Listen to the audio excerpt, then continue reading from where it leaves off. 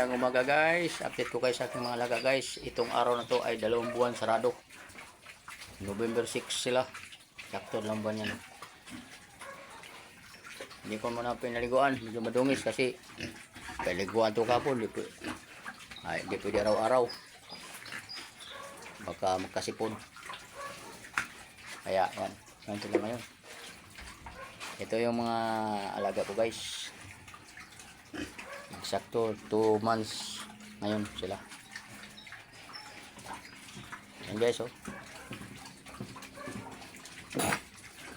Masaya panoorin ng mga alaga natin. Kasi nakikita talaga ang mga bunga ng pagsisikap natin. Kasi kung hindi kami nagsikap, hindi kami magkaroon ng ganito. Ano? 50 kilos na yan sigurado guys. So, kaya lang hindi pare-parehas guys. Mayroong maliit, may yan o, isa maliit yan. Kasi talo sa kainan. Pag nagrambulan, hindi niya kaya yung pigilin yung malalaki ng mga katawan. Ayan. Sana, yan, malaking bagay ito guys, makatulong sa ating pamilya. Puhon. Ayan o.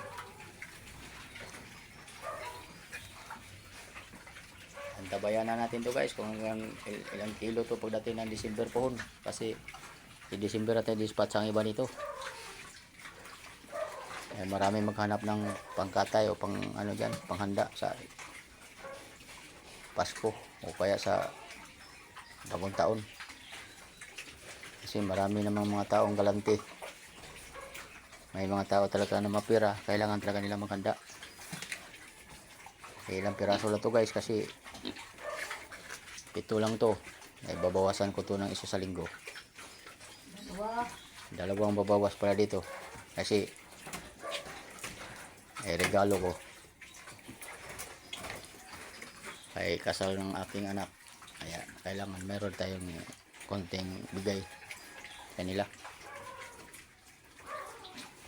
bilang magulang, dahil nag-effort naman sila, magpakasal sila na sarili nila, dahil marami na silang anak, di magregalo din tayo.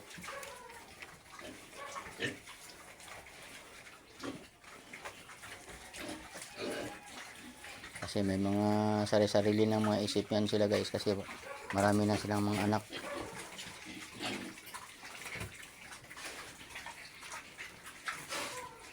Kaya guys, antabayan na natin ang mga kaganapan dito sa sunod na mga araw, sunod na buwan. Nalito lang talaga tayo.